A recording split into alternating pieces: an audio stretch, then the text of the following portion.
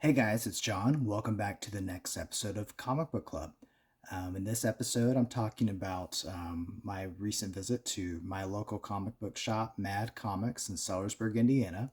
And this visit was mostly centered around his dollar section. Pretty much every comic that I'm going to show you today is stuff that was only $1, except for one, which will be very obvious when you see it. But everything else I got for $1, so it's pretty cool. Starting off with some of the more random ones. We have the DC Comics Maxi Series Flash Gordon number 8. I already have number 1, so I have part 8. And then Marvel Comics has these adaptations of great novels. And I've already got a couple about Treasure Island, which is my favorite novel, my favorite book. But they also had some on the Three Musketeers that I found there. So here's number 1 for Three Musketeers and number 1 for The Man in the Iron Mask. And these are both done by Roy Thomas. So I'm interested to see how these hold up to the stories. Pretty cool. Moving on with Marvel, I found some new Warriors. This is that Marvel Comics Presents storyline. I already have 2 others from this, but this is number 162. It also features some stories with Tigra and Vengeance and Mace. And then with the main line of New Warriors, this is number 69, number 70, 71, 72, and 73. I'm getting closer and closer to finishing this run. And then with some X titles, some Excalibur. This is Excalibur 100. And it has an update about the Heroes Reborn storyline. And then this is Excalibur number 90. And this featured an overpowered card, which I have here. I haven't opened it out of the package yet, but we're going to do it now. So we just had like the thing about overpower, and then we'll open this up. Maybe.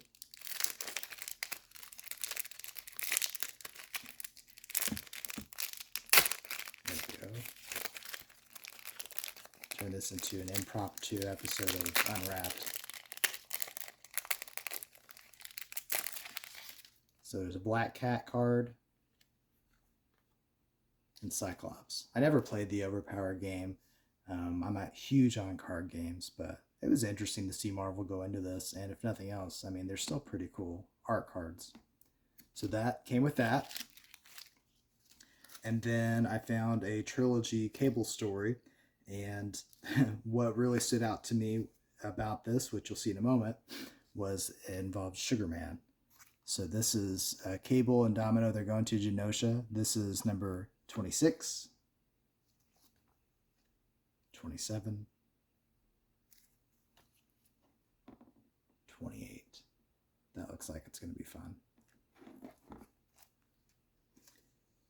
More Marvel. Got Mr. Masterson here with Thunderstrike, number 9. Number 19. Number 20. And then he's going to segue us into Quasar, number 48. And number 5. This is an Acts of Vengeance crossover. I'm going to have the Absorbing Man show up. And then Captain America, number 417, 422.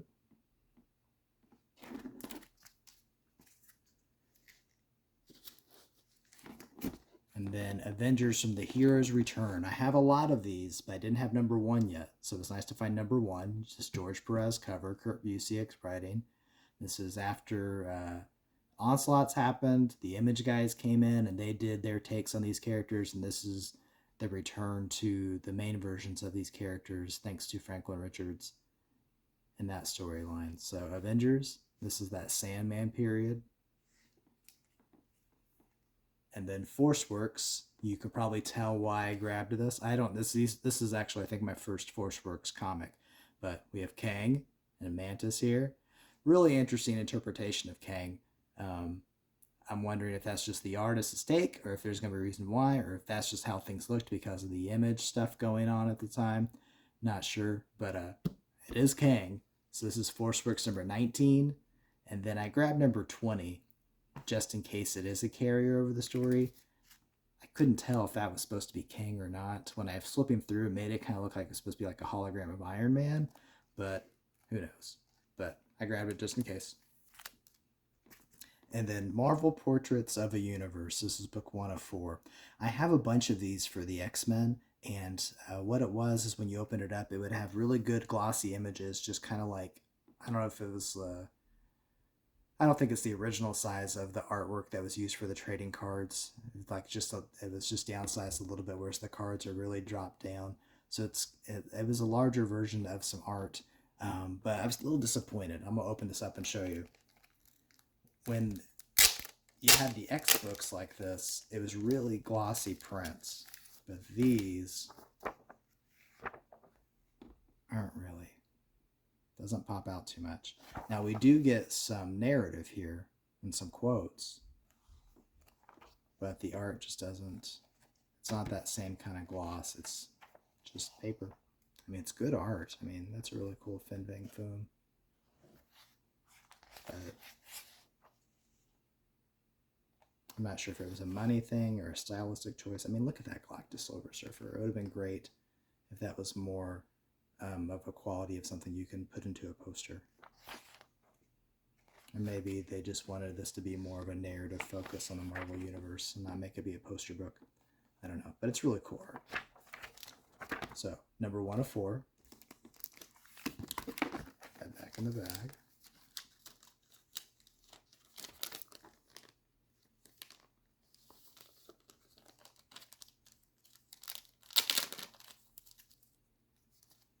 And then Marvel Action Hour. This is it was kind of like, it's like a promo for Fantastic Four, and on the flip side we have Iron Man on it. If you open it up, it just kind of gives information about the characters that are going to be in the cartoon or that are in the cartoon. And then Marvel Selects Fantastic Four. These are reprints of older Fantastic Four stories. So this is Marvel Select Fantastic Four number 1. Number 3, featuring Annihilus. Number 4, continuing that Annihilus story. And then this was a huge get for me. I never considered myself a Nomad fan at all. What I knew of Nomad just came from trading cards in the 90s. And then as I've been going to Mad Comics and getting stuff, I found a Nomad set of 1 through 4. I'm like, you know what? Let's figure this character out. And I grabbed it. Well, when I did that, I didn't pay attention to the years and to the covers too closely, and I ended up giving 1, 3, and 4 from Volume 1, and then number 1, 3, and 4 from Volume 2, and then number 2 from number 1. And then I went back later on and I found the other ones for the other volume I needed, but I was still missing Volume 2's number 2. Well, I finally found it in there today, or at that visit. So this is Nomad number 2, Volume 2. So now I can sit down and start reading Nomad and see if I even like it or not. Nick Fury, Agent of S.H.I.E.L.D. number 42.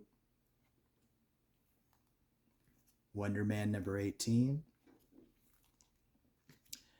Live, Career, or Die, part 1 of 4 with Iron Man. Ever since Operation Galactic Storm with the Avengers, I love that story. It was great. Ever since then, I've been trying to just grab any kind of Kree stuff that I see just to kind of see how that story moves forward. Because at the end of all that, the Supreme Intelligence, like his master plan was to kind of crush the Kree to give it room to grow. So I wanted to see where Marvel took the Kree later on in their runs, to see if they did have a master plan they were following along with, or if they just kind of left it there. But I wanted to see just how and where we went with Kree stories moving forward. So this is Live, Career, Die number 1 of 4. And then here's number 3 of 4 in Quicksilver. And then more of the Maximum Security storyline with Invincible Iron Man. So that was it for Marvel Comics and the more random stuff. Now moving on to DC Comics. And I'm going to start off with the one thing I got that wasn't a dollar comic. Treasury edition reprint of Superman versus Wonder Woman. This is a Jose Garcia Lopez book, and he is actually not one of mine. I think he is my favorite DC Comics artist. He did that DC style guide that we all love, and I had this digitally, but it's great to actually have a big size version of this that I can look through like an actual comic. So I'm looking forward to reading this. This will be a lot of fun. Great art. So obviously, this wasn't a dollar. But everything else that you're going to see here, dollar comics. Green Lantern Annual 95, Year 1. I mentioned I've been trying to rebuild the Guy Gardner collection, and I've had a pretty good finds this visit. This is the annual for Guy Gardner of that year, Year 1. This is the next year annual of 96. And then we got Guy Gardner, Warrior number 42, Gal Gardner. Number 43, Warriors Passing Part 1. 44, Warriors Passing Part 2. And we see Mr. Major Force here. Ultimate Kyle Rayner baddie becomes also Guy Gardner baddie. Also was a Captain Atom baddie. And then DC Showcase 96, featuring Steel and Guy. This is number 1 of 12. This is number 2 of 12. And then these are DC Comics retroactive stories. So they're comics that are set in different time periods, but they also feature stories from that period as well. So you kind of get 2 in 1. So this is a 1970s Superman story. And then a 1970s Flash story. And then a 1990s Justice League America story. And then Justice Society of America number 1. This was their 90s comeback. They had a mini-series, I think, that precedes this too. It's because I have some of that. So we get the mini-series, and then this is the number 1 of the new volume. Justice League Task Force number 3. Justice League Adventures number 5.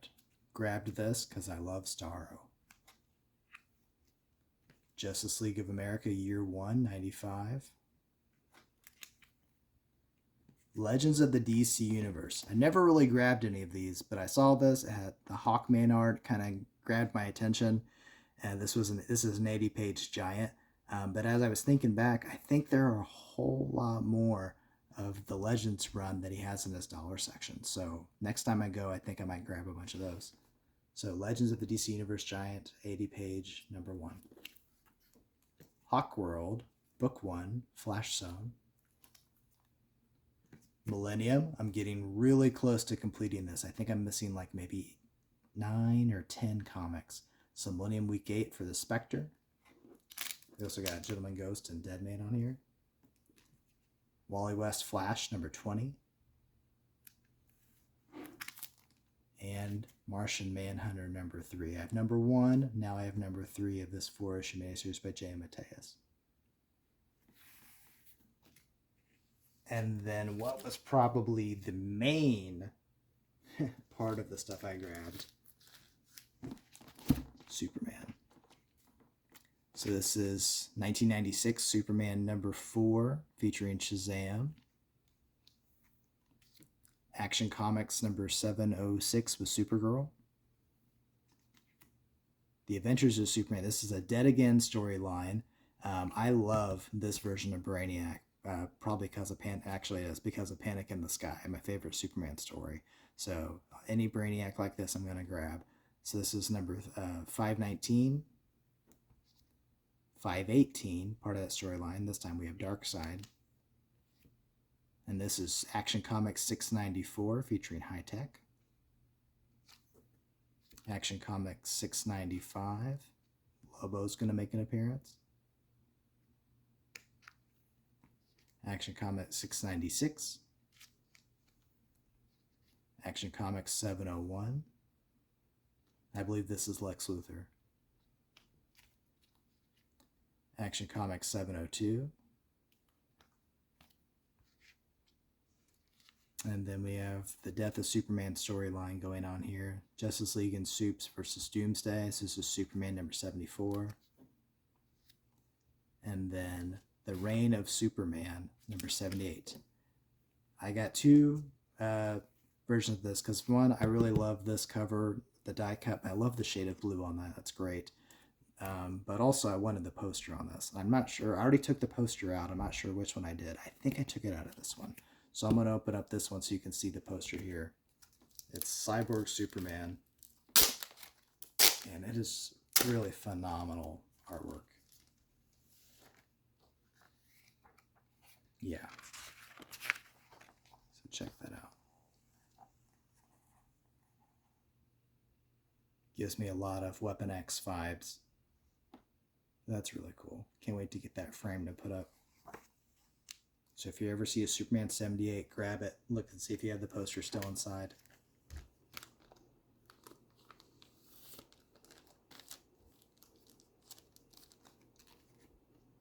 Superman 79,